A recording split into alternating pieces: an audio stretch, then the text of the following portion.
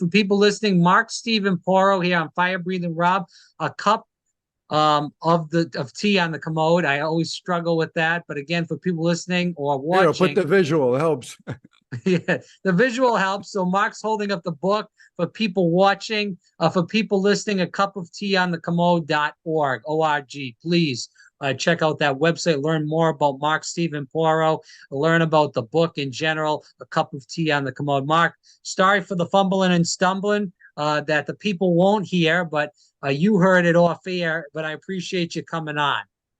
Well, I appreciate being here. It's nice to be back in New York over the airwaves. Over the airways, and we're grateful, but there'll be people listening around the country, whether it's on podcasting or on the radio. We again thank you for listening, and again tell your friends and family for that.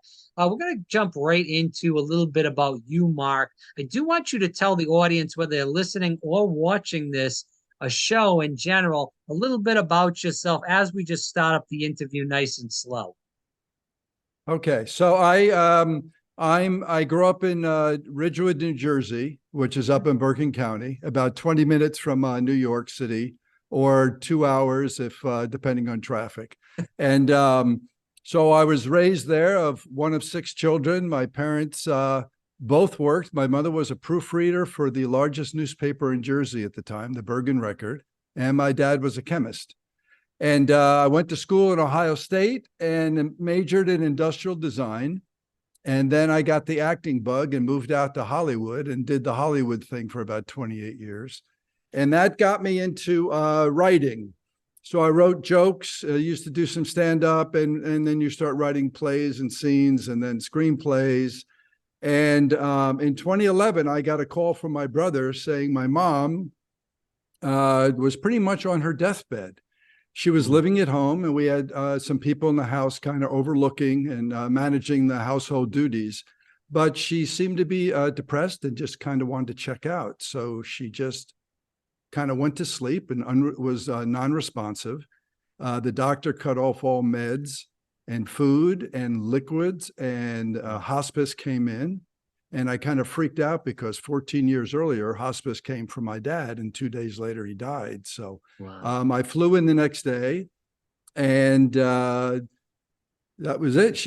We were on death watch. We had a Catholic priest come in and deliver the last rites. And then a couple of weeks later, she didn't say anything. She opened her eyes a little bit, and she looked at one spot in the corner of the room. And we didn't know what was going on, but she responded to touch, and but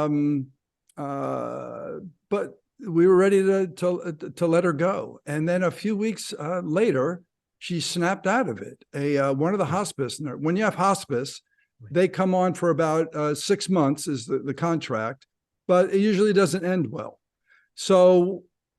But while they were there, my little sister and I hung out with them quite a bit because we wanted to learn how to take care of our mother, depending on how long she was going to be there. So we learned how to change the diapers, change the bedding with her in bed, treat bed sores, any of the kind of medical needs that we were allowed to do. And it was great. So we started taking care of mom. And I think I have a chapter in a book called The Silent Scream. And I think it was a call for help. And all her kids came back, and I think she wanted love in the house again. There didn't seem to be much. And once she snapped out of it, I decided I couldn't do it right away because I had a business in LA. And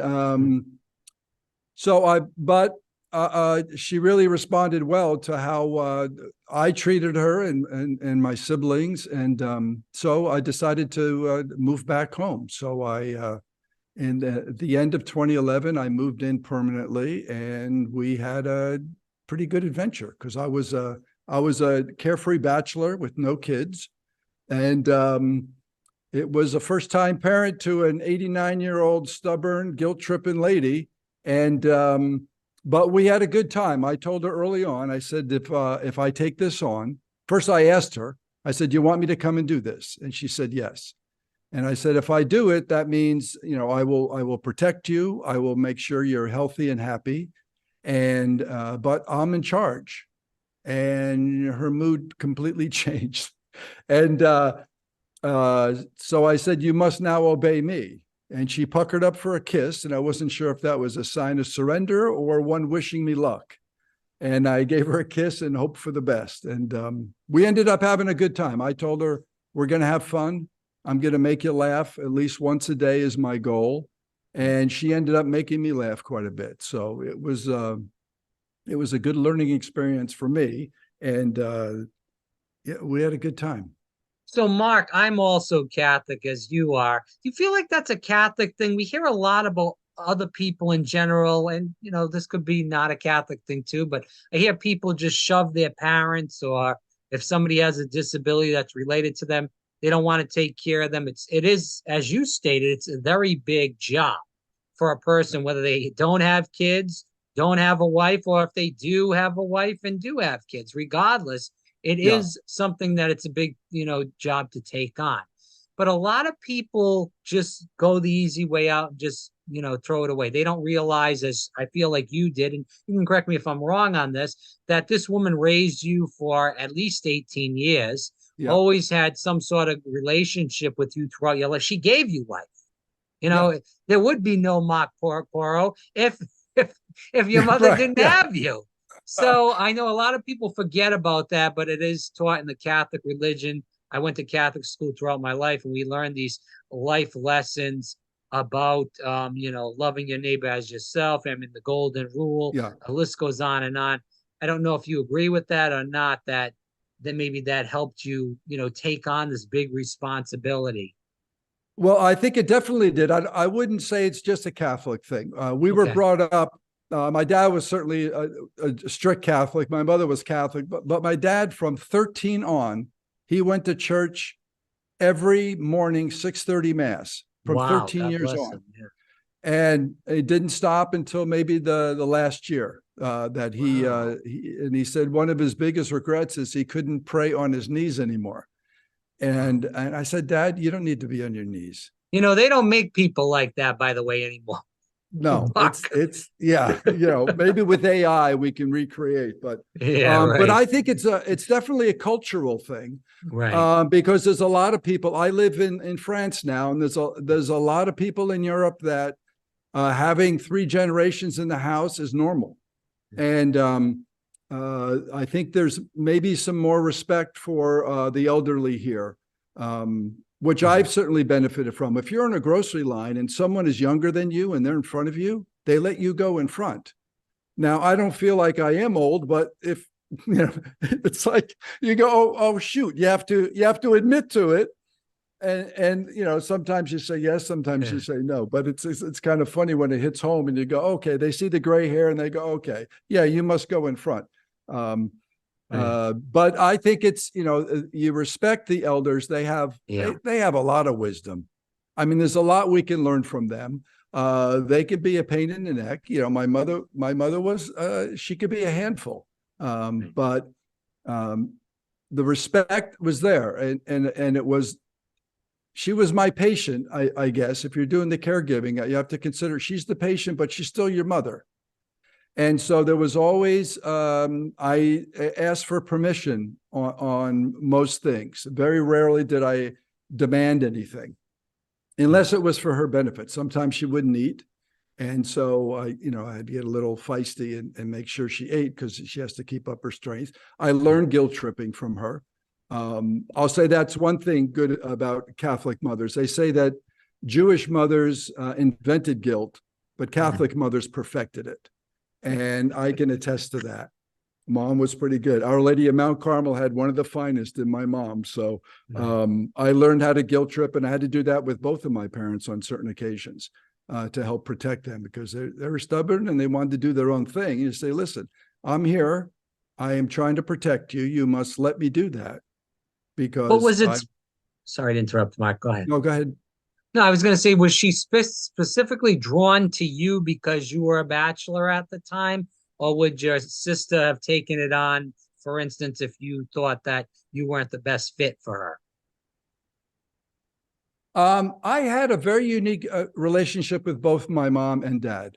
Okay. I was a very curious kid, And whether it was my acting career or whatever, but I was curious. I asked them a lot of questions. I got both of them. I mean, they came from that Depression generation where you didn't talk very much and you didn't show your emotions, and it was difficult to get them to open up. But I got them both to open up, so I had a very good relationship with both of them. So in the book,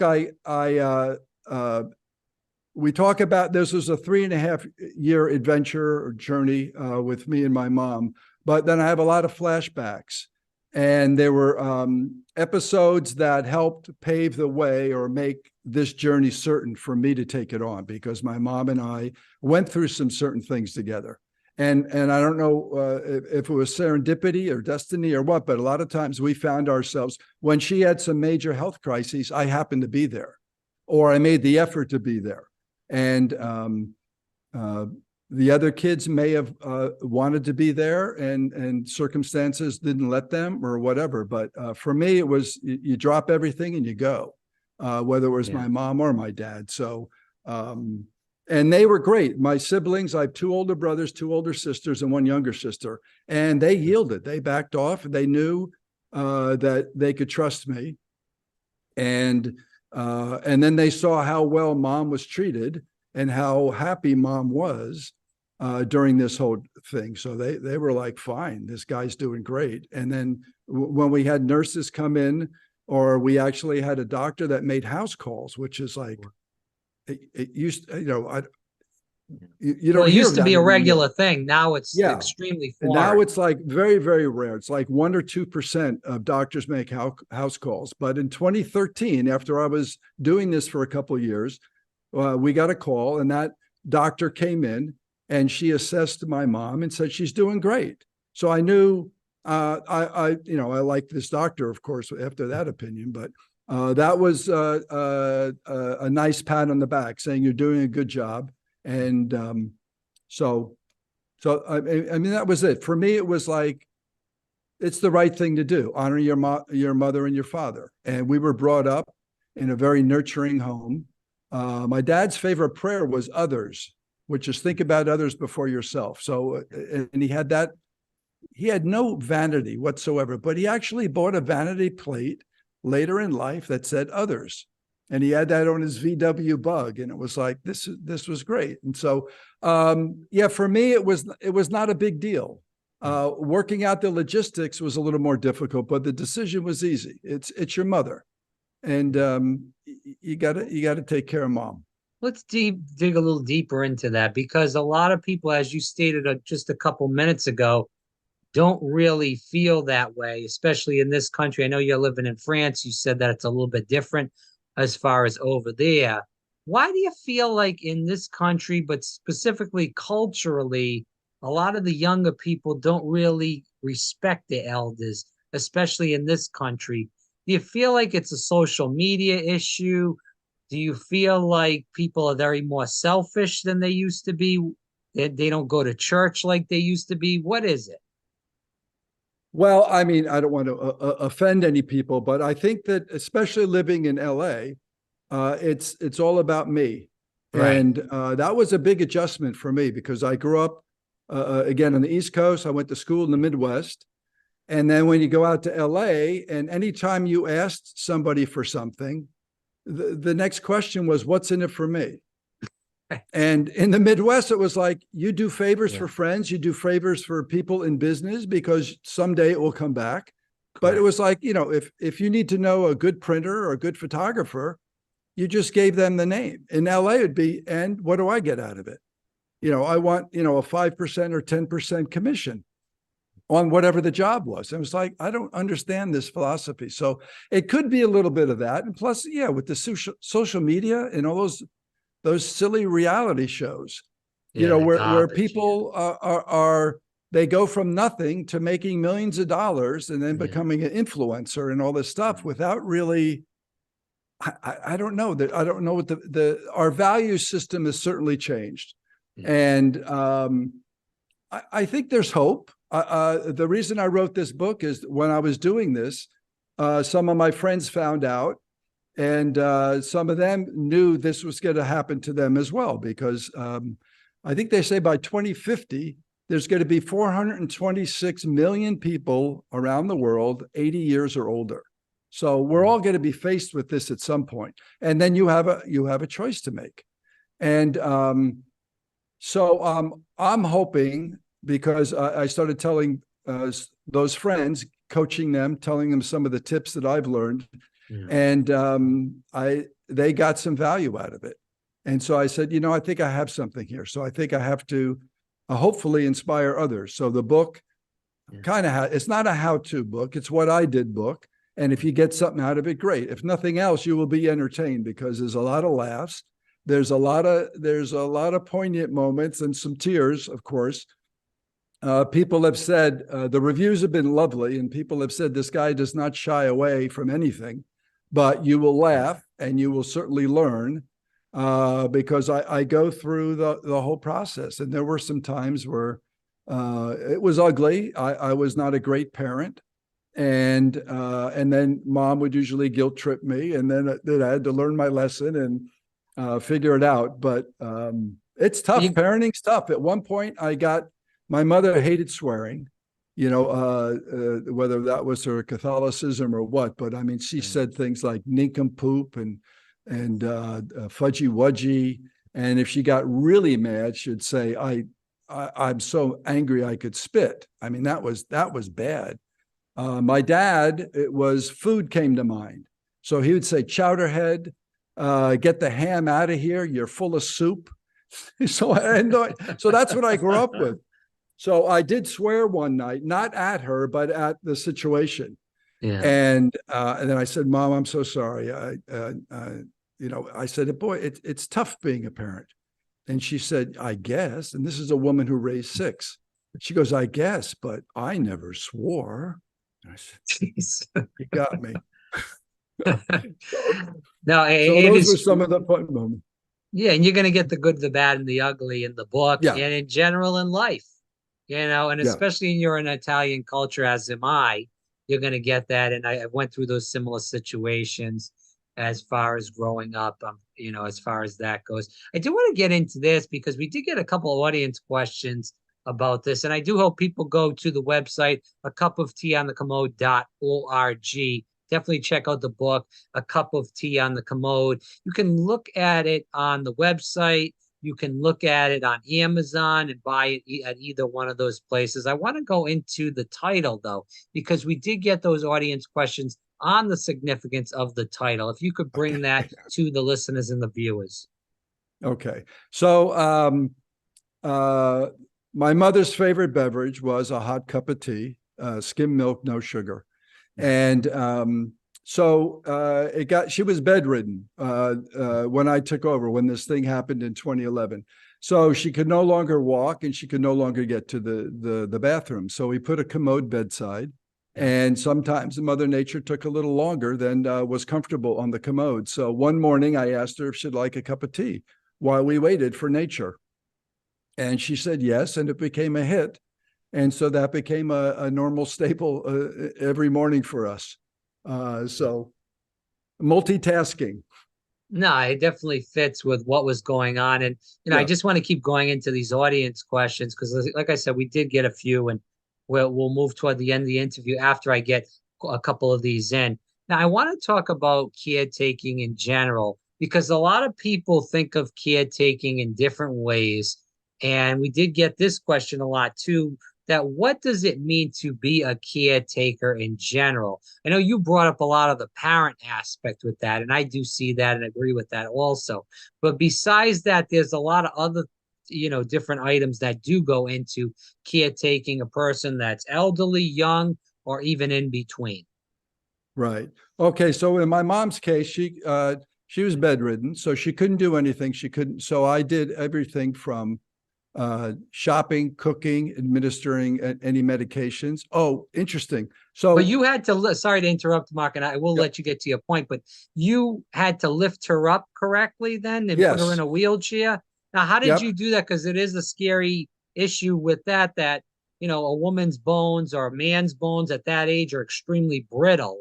And you have Right. to be very careful and lift the person the correct way. Otherwise, you Right. can run into some very serious trouble. Go ahead. Well, that was what was important about hanging out with the hospice nurses, because Right. yes, you have to lift the proper way. You don't grab by the arms. You put your hands underneath the armpits and pick up. Yeah. And with my mom, it was always no surprises. So it was like, okay, we're going to stand now. 1, 2, 3, up. And her legs were amazingly strong, even though she didn't walk on them for a long time. So she would stand and I would help her. And then we would shuffle over to the commode. And then when she would sit, and then when she was ready, I would get her up and she would hold herself on the with the walker while I took care of business, wiping her butt and stuff. So with my mom, it was everything. So all the medical things, changing diapers, changing the bedding while she's in bed. You had to learn how to do that. But once you got her out of bed, and I had to do all the cooking, so I would get her into, let's say, the kitchen for breakfast.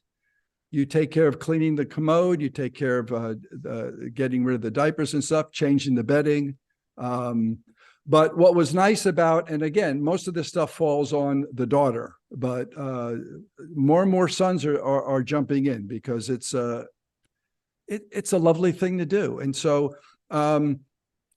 there's a market niche that we discovered, or I discovered. So I bought her a new wardrobe. She had these drab day dresses, and whoever was taking care of her, she didn't have any. Her hair was not taken care of, No. and she had beautiful nails. She used to be a hand model, and so wow. she had her nails were still painted nice red, but no lipstick or anything like that. So the new wardrobe made a big deal. And then I invented Day of Beauty, I called it, because she worked full time, but she had to treat herself. She went to the beauty parlor once a week for a shampoo and set and a manicure. And so I don't know when the last time she went to the beauty parlor, but so we originally scheduled it on Sundays, but my once a Catholic, always a Catholic mother said, no, we can't do it on the Lord's Day. So we made it Saturday. And I averted my sure trip to hell by doing that. And so Day of Beauty was an all multitasking thing. So while we had her on the commode, I would soak her feet in Epsom salts. I would wash her hair, blow dry it, and put it. At this point, her hair was very long, which was lovely. So I'd put it in a ponytail, or for bonus points, I would braid it sometimes. Wow. Put on the fresh wardrobe, and then she would then I would give her either lipstick or chapstick, and then I would do her nails. Wow. And I didn't think much of this. I just said, this is, people do not lose the desire to be beautiful and feel beautiful and want to be pretty and noticed and all that stuff. And I don't know when the last time that happened. So I did this stuff, and then as we were rolling her into the kitchen, we had a big dining room mirror, and I parked her in front of that mirror, and she's blown away by what she sees. And I lean in and I say, who's that pretty girl? And she just beamed, and it broke my heart. It's like, what? These simple gestures are so powerful. And that's what I'm hoping to inspire people, let's say, with the book. This is what I did. And it made such a difference to her and also to me. So every morning I put her in front of that mirror, even between Days of Beauty, because we still took care of her hair and I wanted her to feel pretty. And it was just lovely, because she was like, and I don't know when the last time she actually looked in the mirror. These simple things that we do every day, we take for granted. When we get to a certain age, it's just sad that, just shove them in a corner, give them some tissues, because tissues, as you get older, tissues are a big deal, apparently.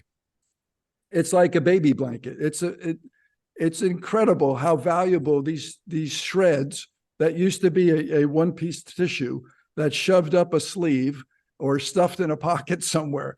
It's amazing. It's like trading diamonds, or it's very interesting. So that's another thing that you learn when you take on this job.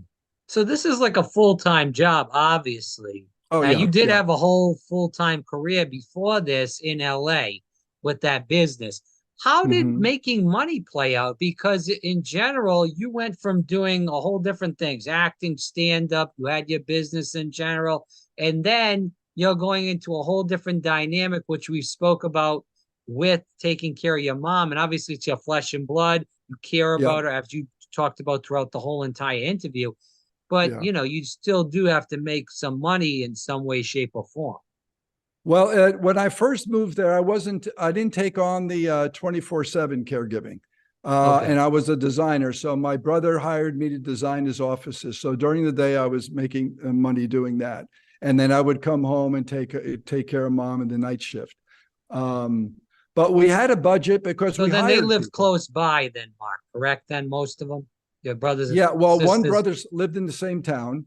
And Okay. then my other brother, who was basically the point man before I jumped in, lived about 15 minutes away. But he stopped in quite often, and he was responsible for hiring the temporary people and things like that. So when I jumped in, I kind of took all that as much as I could off his shoulders. But he handled the family finances, and he said, "There's a budget here, so if you want to take this on full time." There was no more money making for me otherwise. So I said, yeah, I'll do that. And it was, so I got paid. I didn't get paid a lot, but I got paid. And it was more important to do what I was doing. But out of Right. survival, there was a budget that, for whether it's tax reasons or whatever, but we had people there working full time beforehand. So we had that budget allocated for somebody. So it might as well be someone who really cares and wants to do a good job. And then also while I was Yeah. there, I renovated the house because I had those Wow. skills and experience. So I not only wanted to return dignity to my mom, I wanted to return to our house because this was no longer the warm, wonderful, welcoming home that we grew up in. It Sure. was kind of dilapidated at that point. So since mom slept a lot, many hours like a baby, I was able to renovate. And then she got a great kick out of it because I kept her apprised of all the progress. And I would carry her down to the basement. That was the first thing that I did. And then when I renovated the upstairs bathroom, I put in a very large bathtub. And I gave her her first bubble bath in years, which was great. So I shot a photo of her. She's grinning from ear to ear with bubbles around her. And she was at that point 91 years old. And it was like fabulous. And then she passes out. And I'm like, great. I try to do a good thing and I kill my mom. But at least she smelled good. So it wasn't all bad. Anyway, I dragged her out of the bathtub and I brought her back and I put her to bed and I called up a nurse and they said, you left her in the hot water probably a little too long. So her blood pressure dropped and she fainted. Yeah. So 30 minutes later, I stayed with her. 30 minutes later, she woke up and she didn't recall fainting, but she remembered the bathtub. So it was a win-win.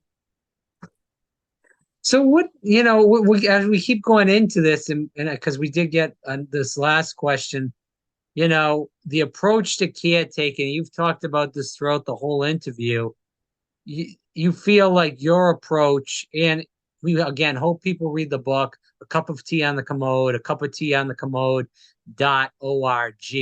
and then you can buy it on Amazon or on the website. Mark, so, just going into the caretaking aspect of this with the approach, what advice would you give people that jump into this situation in general and do have to caretake, a parent, a grandparent, whatever it may be, and they're very new to this, and it's kind of, a learn as you go thing for them. Right. Definitely. So I'd say the first thing is, and it's my approach, I think, with anything that I do, I try to find the joy in whatever I do. I've had quite a number of adventures in my life and started a bunch of companies, and some of them did not do so well, but I enjoyed the experience. I certainly went in with the right idea. I met my niece's new father-in-law at the wedding, and he asked me what I did, and I said, I started 5 nonprofit companies. And he looked at me like I was Jesus. And I said, none were intended to be. But I learned from each of those adventures. So my approach was, I'm going to have fun and I'm going to make sure my mom has fun. And I would say the biggest word or the biggest thing is empathy, because you have to put yourself in their shoes. They're still a human being. They're still either your mother, your father, your grandparent. So you have to keep that in mind. But they are a person. They're a little slower. Things are a little different than what they used to be. But you really need to go at their pace. And Did you always have a lot of patience then? Because you have to have a lot of patience to do the stuff, especially that you were doing.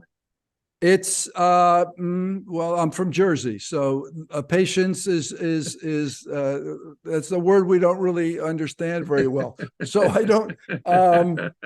It's a learning process, you know. Yeah.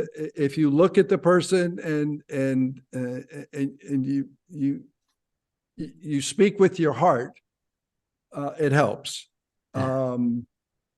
Yeah, it was tough, especially not being a parent.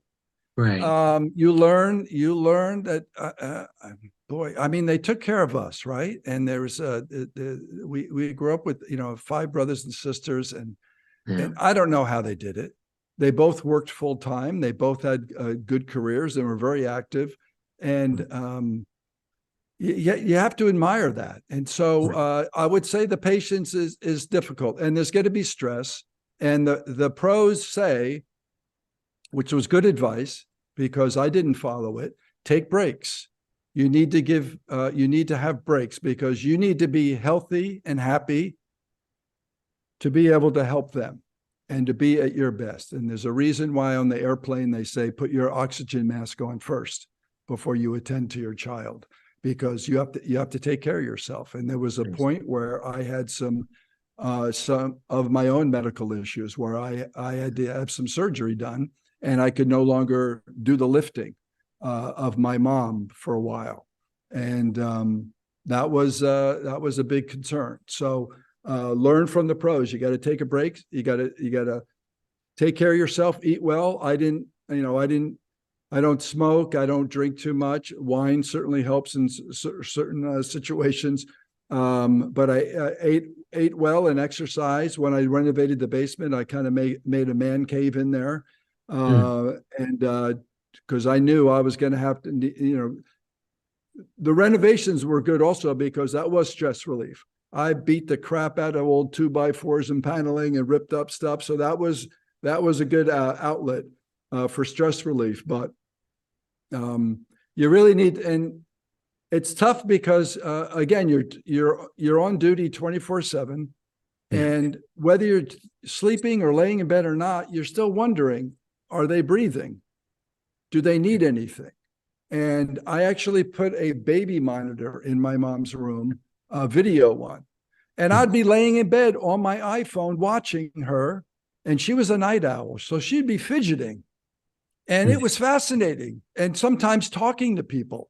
And I'm like, this is better than anything on TV, but I'm not getting the rest that I need, you know. But I wanted to make sure that if she called out for something, I would hear her if I was out of earshot.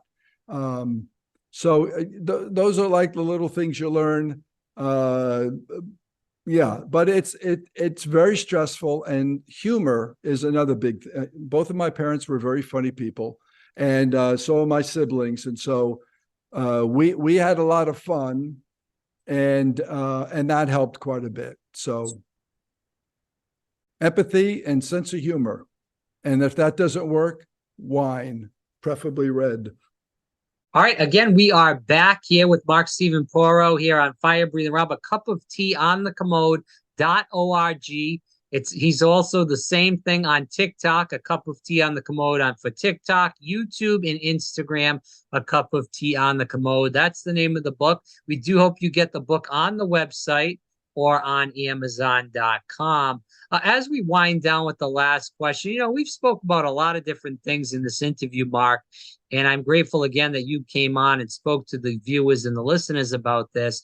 Ending with this last question, what do you hope people listening or viewing this podcast, radio show, get out of our interview here today? Well, I think with the intent of the book was to inspire other people to jump in and do this. It's very rewarding. I kind of said, it's funny when you're because now I've been recording the audio book, and you discover new things as I go through this.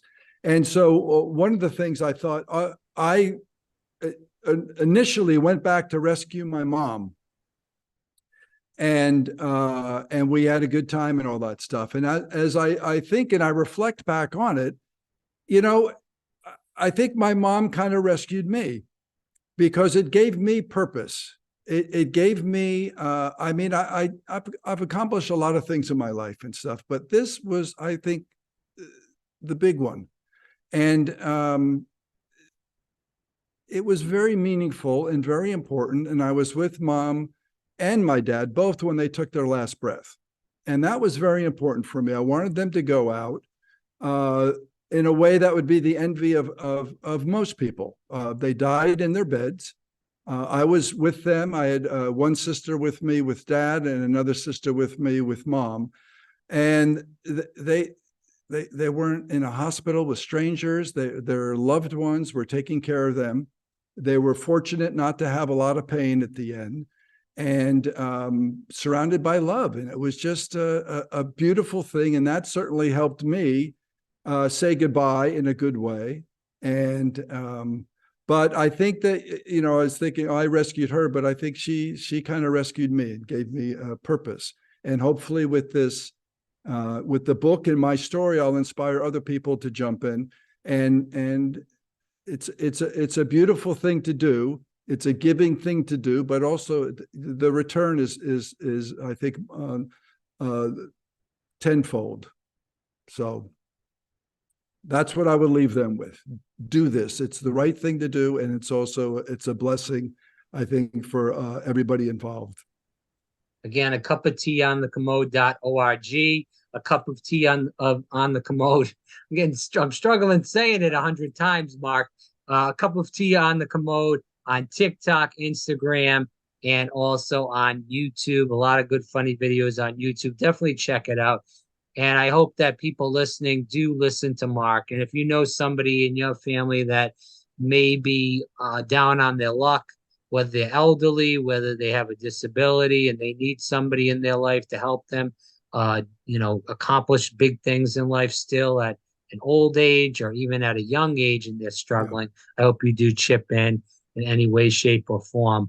And I hope you do read the book. I mean, a lot of valuable lessons for men, especially, and even for women, because we need to get prepared for this, because we all have families, and we all should remember who took care of us and who brought us life in general.